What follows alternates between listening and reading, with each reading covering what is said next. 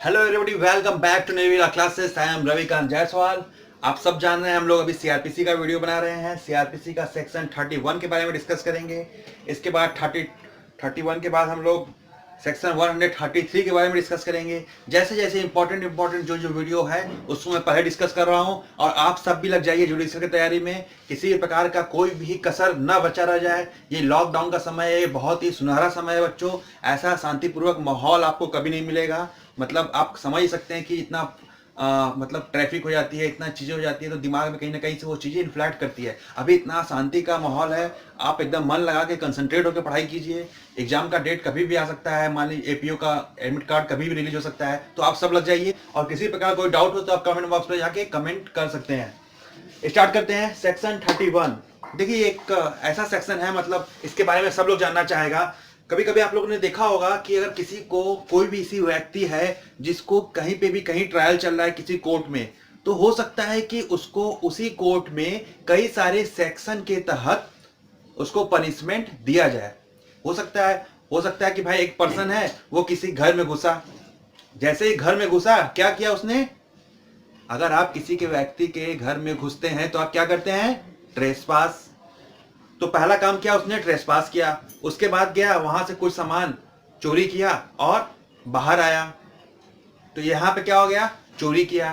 अब किसी पर्सन ने उसको देख लिया, वो भी बाहर आया और दोनों फाइटिंग करने लगते हैं। इसमें क्या हुआ? उस चोर ने उसको अच्छा खासा तोड़ाई कर दिया, उसको पीट दिया, जख्मी हो गया।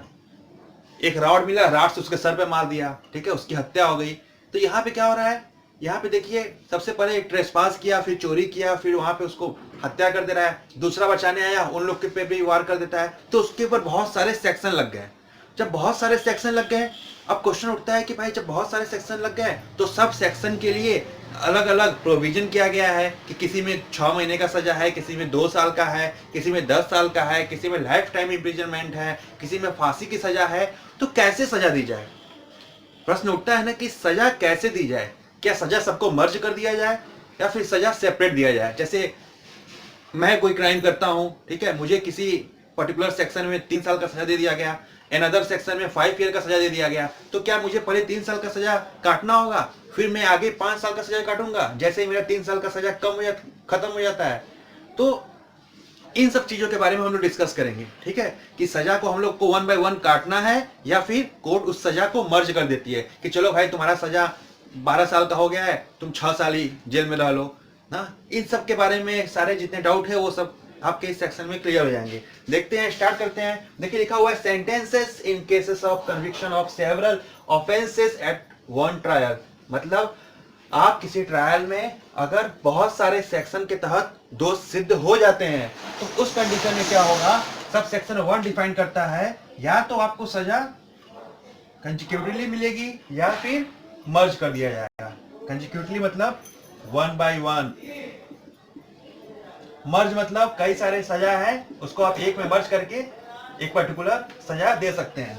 अब देखिए इसमें क्या है, 1 बाय 1 मतलब अगर किसी को किसी सेक्शन में 2 साल का सजा मिला है और कोई सेक्शन लगा हुआ है उसमें 4 साल का लगा हुआ है, और किसी सेक्शन में 12 साल का लगा हुआ है, ठीक है, या फिर 8 साल का लगा हुआ है। अब देखिए यहाँ पे क्या हुआ, 8 4 12 2 14। अब आप सोच रहे होंगे क्या उसको सिर्फ और सिर्फ 8 साल की सजा दी जाएगी?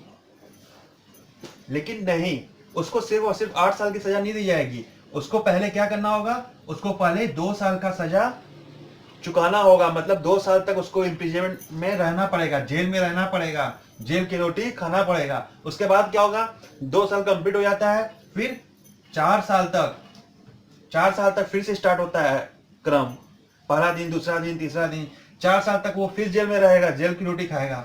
फिर जब 4 साल कंप्लीट हो गए तो फिर 8 साल के लिए वो जेल में रहेगा। ऐसा बताया गया है सब सेक्शन 1 में। मतलब उसको जो सजा दिया जाएगा वो कंसेक्यूटिवली बेसिस पे दिया जाएगा, मतलब 1 बाय 1 दिया जाएगा, ताकि उसको एहसास हो कि भाई उसने कितने तरह के क्राइम किए हैं, कितने तरह के उसके नेचर रहे हैं, ठीक है, ताकि अगला कोई भी अगर इसमें क्राइम करना चाहे फ्यूचर में तो वो डरे इस बात से।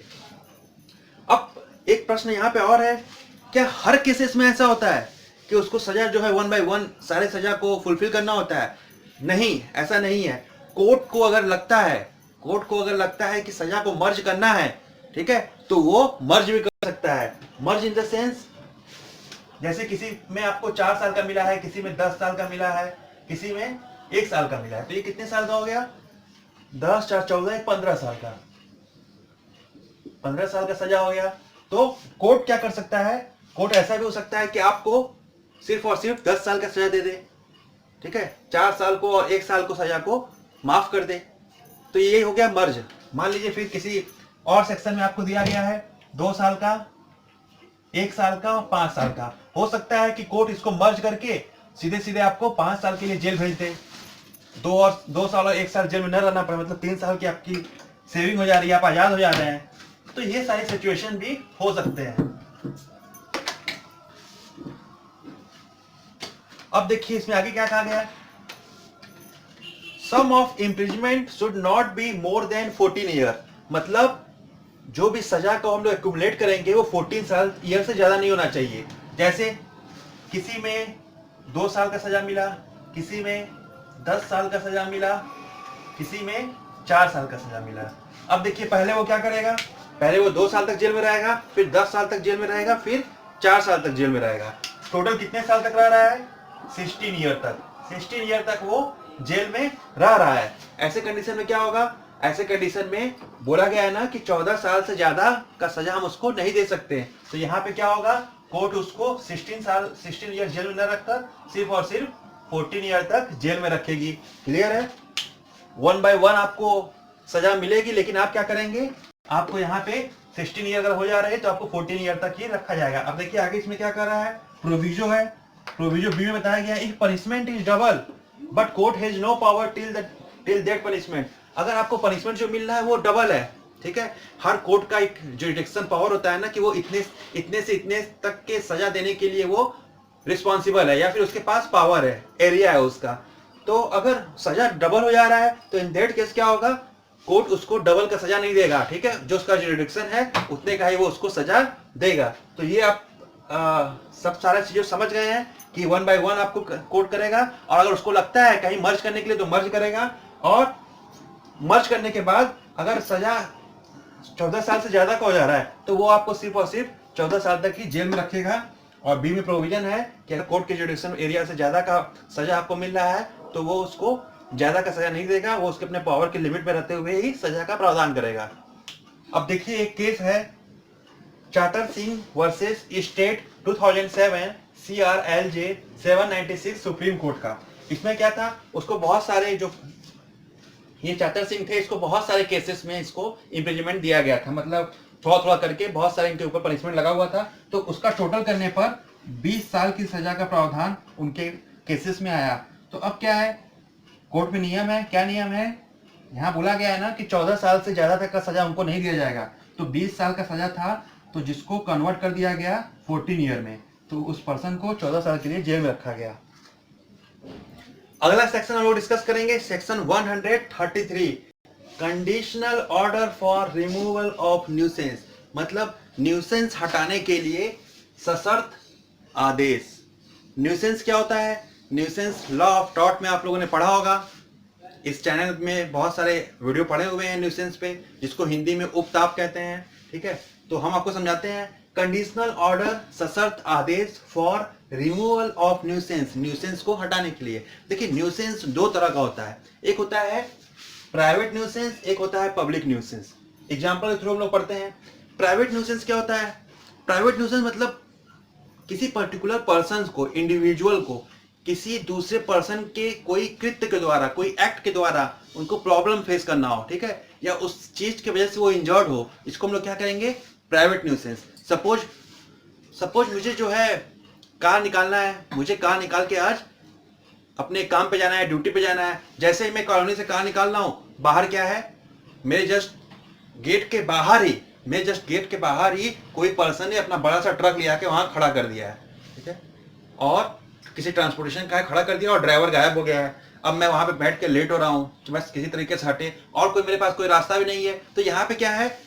और लोग के लिए तो क्लियर है रास्ता, लेकिन मेरे गेट के जस्ट बाहर ही खड़ा कर दिया है वो ट्रक, जिसकी वजह से मैं अपनी कार बाहर नहीं निकाल पा रहा हूँ। तो ये क्या हो गया? ये प्राइवेट न्यूसेंस हो गया।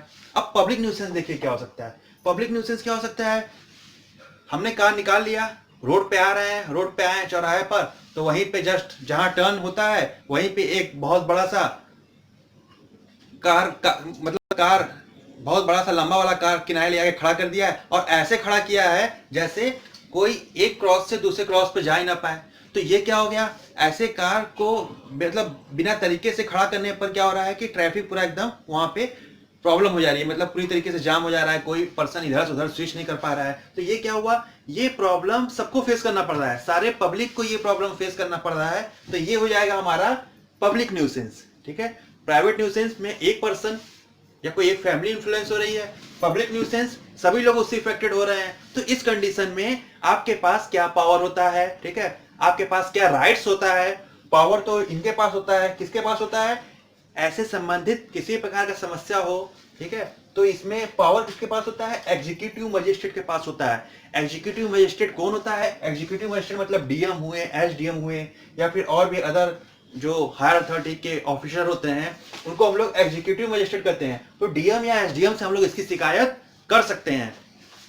अब देखिए पब्लिक न्यूसेंस में बहुत सारी चीजें आ जाती हैं। अब जैसे रास्ते में हम चल रहे हैं और रास्ते में कोई अपना किसी का बहुत बड़ा फैक्ट्री है, वो अपना पूरा रॉ मटेरियल रास्ते में गिरवा दिया, तो यहाँ पे क्या हुआ, आने जाने वाले लोगों को प्रॉब्लम हो रही है, वहां पे क्या है, तुरंत वो उसको कंप्लेन कर सकता है। बहुत सारे लोग अपना बिल्डिंग बनवाते हैं, रात में गिट्टी उट्टी गिरवा देते हैं, सुबह तक उठाते नहीं है, सुबह जब दिनचर्या चालू हो जाता है, लोग अपने अपने ऑफिस और अपने काम के लिए निकलने लगते हैं, तो रास्ते पूरा जाम हो जाता है। तो ऐसे कंडीशन में आप कंप्लेन कर सकते हैं जुडिशियल मजिस्ट्रेट को, आप एग्जीक्यूटिव मजिस्ट्रेट को कंप्लेन कर सकते हैं, डीएम को कर सकते हैं, एसडीएम को कर सकते हैं कि सर ऐसी सी बात है, यहाँ पे पूरा गिट्टी फैलाया गया है, ईटा फैलाया गया है, और इस पे अभी तक किसी प्रकार का एक्शन नहीं लिया गया है, यहाँ पे आने जाने वाले नागरिकों को प्रॉब्लम हो रही है। तो एक तरह से पब्लिक न्यूसेंस यहाँ पे क्रिएट किया जा रहा है उस पर्सन के द्वारा। तो यहाँ पे क्या होगा, यहाँ पे ये पब्लिक न्यूसेंस हो गया। अब ऐसे कंडीशन में देखिए क्या हो सकता है, ऐसे कंडीशन में या तो वो बंदा जो कंस्ट्रक्शन करवा रहा है, या तो वो रात में ही अपने सामान को वहां से हटवा ले, या फिर सुबह होने से पहले, ताकि जब पब्लिक का आवागमन चालू हो जाए तो उसको किसी प्रकार का कोई भी प्रॉब्लम ना हो। तो ये होता है पब्लिक न्यूसेंस। ठीक है, इसमें और क्या क्या ऑप्शन आ सकते हैं, इसमें बहुत सारे कंडीशन आ सकते हैं। जैसे किसी कोई अपना मकान तोड़वा रहा है, ठीक है, रास्ते भर पूरा उसका रॉ मटेरियल पूरा मलबा पूरा फेंका है और सुबह तक भी वो नहीं हटवाता है, तो ये भी क्या है, पब्लिक न्यूसेंस क्रिएट कर रहा है। मतलब इससे सार्वजनिक लोग, मतलब सभी लोग उससे इफेक्टेड हो रहे हैं, उस रास्ते से आने जाने वाले लोग। ट्रैफिक जाम हो जाता है, तब कोई फैक्ट्री है वो मतलब बहुत ज्यादा पॉल्यूशन कर रहा है, ठीक है, बहुत ज्यादा पॉल्यूशन कर रहा है, जिससे आसपास के लोग भी इफेक्टेड हो रहे हैं, उनको सांस की प्रॉब्लम, ब्रीथिंग प्रॉब्लम, ठीक है, घबराहट टाइप का लग रहा है। तो ऐसे कंडीशन में क्या होगा, वहां के अगर बहुत सारे घरों के लोगों को इससे प्रभावित हो रहा है, उस फैक्ट्री उन लोगों को प्रभावित कर रही है, उनके हेल्थ को डिक्रीज कर रही है, उनका इम्यूनिटी पावर कम कर रही है, तो यहाँ पे क्या हो सकता है, यहाँ पे पब्लिक न्यूसेंस है। इस कंडीशन में जनता लोग वहां पे कंप्लेन कर सकते हैं, किसको, एग्जीक्यूटिव मजिस्ट्रेट को, तो वो ऑर्डर देकर उस पर एक्शन ले सकती है। अब देखिए क्या है, अब मान लीजिए कोई नील गाय है, खेत में जाकर लोगों का फसल नुकसान कर रही है, लोगों का जो भी मेहनत का साल भर का है उसको नुकसान कर रही है, पूरा नष्ट कर दी है। अब किसी ने इनको कॉल किया तो एग्जीक्यूटिव मजिस्ट्रेट ने ऑर्डर दिया कि ऐसा है, आप लोग में से कोई भी अगर नील गाय को देखता है तो उसको मार सकते हैं, उस पर कोई कार्रवाई नहीं होगी। अब देखिए यहाँ पे क्या है, कंडीशनल ऑर्डर दिया गया, आपको क्या दिया गया कि उस एरिया में जो नील गाय है, अगर आप सबको दिखता है तो आप लोग उसको मार सकते हैं, आप लोग पे कोई कार्रवाई नहीं होगी। तो ये हो गया आपका कंडीशनल ऑर्डर। और देखिए क्या क्या चीजें हो सकती है इसमें, जैसे अगर कोई अपना रूम दे रहा है रेंट पर प्रोस्टिट्यूशन पर्पज के लिए, तो ये भी इलीगल है। इससे क्या होगा कि समाज में एक निगेटिव इन्वायरमेंट बैठेगा, ठीक है, समाज में हमारे बुराइयों का जड़ एक तरह से स्टार्ट हो जाएगा। तो इन सब कामों के लिए भी किसी को अलाउ नहीं किया जा सकता। जैसे कोई ओल्ड बिल्डिंग है, गिरने वाला है, आपको लग रहा है कि यार बिल्डिंग बहुत पुराना है और किसी ने इसको गिव अप कर दिया और कहीं और शिफ्ट हो गया, ये बिल्डिंग कभी भी गिर सकता है। तो ऐसे कंडीशन में अगर बिल्डिंग गिरता है तो इससे आसपास के लोगों को भी इफेक्ट हो सकता है, लोग इसमें मर तक सकते हैं। तो यहाँ पे भी एग्जीक्यूटिव मजिस्ट्रेट को वो पावर है कि वो आदेश देकर उस बिल्डिंग को सुरक्षित तरीके से गिरवा सकता है, ढहवा सकता है। और अगर आपको लगता है कोई ट्री है, कोई पेड़ है बहुत बड़ा, ठीक है, धीरे धीरे बहुत जर्जर हो गया है और टूटने के कंडीशन में है, वो कभी भी टूट के गिर सकता है। अगर आपको लगता है वो कभी भी टूट के गिर सकता है, इससे पहले कि घटना घटे आप अपना कंप्लेन करते हैं डीएम या एसडीएम के पास, वो ऑर्डर देके एक्सपर्ट से उस ट्री को कटवाता है ताकि किसी को फ्यूचर में कोई भी इंजर ना हो। अब देखिए और क्या चीजें हो सकती हैं। मान लीजिए रास्ते में कोई खंबा है जिसपे स्ट्रीट लाइट लगी होती है और स्ट्रीट लाइट खराब हो चुकी है और खंबा धीरे धीरे धीरे धीरे स्लोप डाउन जमीन की तरफ झुक रहा है। अब देखिए झुक रहा है, मोटा खंबा होता है, लोहे का होता है, आयरन का होता है, आप सब जानते हैं, सरकारी जो चीजें लगी होती हैं। अब देखिए खंबा आज नहीं तो कल हो सकता है कोई चूहा जाके उसको खोद दे अंदर अंदर, तो कभी भी ये गिर सकता है और किसी के ऊपर गिर सकता है और वो मतलब काफी ज्यादा इंजर्ड हो सकता है वो पर्सन जिसके ऊपर वो खंबा गिरेगा। हो सकता है एक व्यक्ति, हो सकता है 2-4 लोग, उसमें ग्रुप के लोग भी इफेक्टेड हो सकते हैं। ऐसे कंडीशन में क्या करेंगे आप, एग्जीक्यूटिव मजिस्ट्रेट को कॉल कर उनसे परमिशन लेंगे और वो उस पर्सन को ऑर्डर देंगे, इलेक्ट्रिशियन को, जो भी गवर्नमेंट का है नगर निगम में, वो आके उसको सही करेगा, या तो उसको सही करके एक कंस्ट्रक्ट करेगा या फिर उसको वहां से रिमूव कर देगा या फिर उसको रिपेयर या मेंटेन कर सकता है। कोई तार गिरा है, बहुत जगह देखते हैं आपकी तार गिरा रहता है, बिजली का तार ऐसे गिरा हुआ है, कोई भी उसको टच करेगा तो उसका जान चला जाएगा। तो ऐसे कंडीशन में क्या करना है आपको परेशान नहीं होना है, आप उस पर कोई रिस्क नहीं ले सकते। आप यहाँ पे न्यूसेंस को रोकने के लिए या फिर फ्यूचर कोई घटना घटने के लिए, घटना को घटने से रोकने के लिए आप एग्जीक्यूटिव मजिस्ट्रेट या फिर डीएम एसडीएम किसी को भी कॉल करके इसका सूचना दे सकते हैं। कोई कुआं है, ठीक है। अब कुएं से क्या है, कुएं में कुआं बहुत ज्यादा गंदा हो गया है, ठीक है, उसमें बहुत सारे सांप वाप भी आपको दिख रहे हैं, तो ऐसे कंडीशन में आप उसकी सूचना दे सकते हैं और उसको रिपेयर करके मेंटेनेंस करके उसको यूजेबल बना सकते हैं वहां के पानी को। कोई रोड है, बहुत बड़ा मैन होल है, वहां पे ढक्कन खुला हुआ है, आए दिन उसमें बच्चे खेलते हैं, हो सकता है उसमें गिर जाएं, ठीक है, लोगों का बॉल गिरता है तो लोग उसमें से निकालने लगते हैं, किसी का मोबाइल गिर गया है अंधेरे में, कोई व्यक्ति ध्यान नहीं दिया, उसका पैर उसमें पड़ गया तो वो इंजर्ड हो सकता है। ऐसे कंडीशन में भी एग्जीक्यूटिव मजिस्ट्रेट क्या करता है, कंडीशनल ऑर्डर देकर उस चीज को सही करवाता है, उस ढक्कन को, कैप को बंद करवाता है मैन होल के।